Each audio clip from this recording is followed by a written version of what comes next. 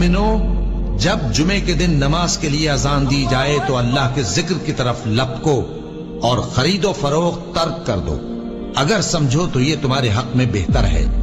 پھر جب نماز ہو چکے تو زمین میں پھیل جاؤ اور اللہ کا فضل تلاش کرو، اور اللہ کو بہت بہت یاد کرتے رہو تاکہ کامیاب ہو جاؤ۔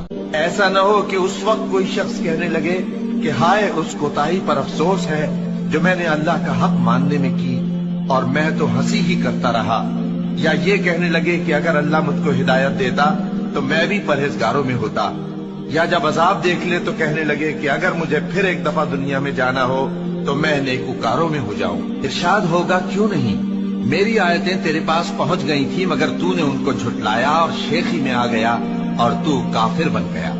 اور اے مخاطب، جن لوگوں نے اللہ پر جھوٹ بولا تم قیامت کے دن دیکھو گے کہ ان کے چہرے سیاہ ہو رہے ہوں گے، کیا تکبر کرنے والوں کا ٹھکانہ دوزخ میں نہیں ہے؟ اور جب ابراہیم اور اسماعیل بیت اللہ کی بنیادیں اونچی کر رہے تھے تو دعا کیے جاتے تھے کہ اے ہمارے پروردگار، ہم سے یہ خدمت قبول فرما، بے شک تو سننے والا ہے، جاننے والا ہے۔ اے پروردگار، ہم کو اپنا فرما بردار بنائے رکھیو، اور ہماری اولاد میں سے بھی ایک گروہ کو اپنا حکم بردار بنائیو۔ اور پروردگار، ہمیں ہمارے طریق عبادت بتا اور ہمارے حال پر رحم کے ساتھ توجہ فرما، بے شک تو ہی توجہ فرمانے والا ہے، مہربان ہے۔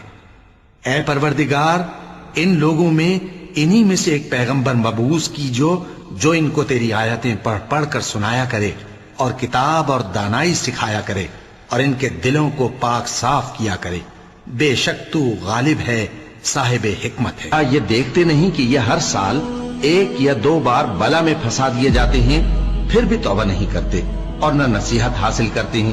اور جو مصیبت تم پر واقع ہوتی ہے سو تمہارے اپنے کرتوتوں سے، اور وہ بہت سے گناہ تو معاف کر دیتا ہے۔ اور تم زمین میں اللہ کو عاجز نہیں کر سکتے، اور اللہ کے سوا نہ تمہارا کوئی دوست ہے اور نہ مددگار۔ کیا تم یہ خیال کرتے ہو کہ یوں ہی بہشت میں داخل ہو جاؤ گے؟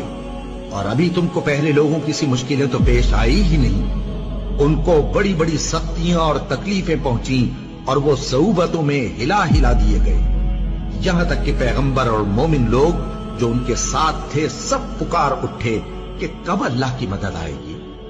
دیکھو، اللہ کی مدد ان قریب آیا چاہتی ہے۔ اللہ کسی شخص کو اس کی طاقت سے زیادہ کا ذمہ دار نہیں بناتا۔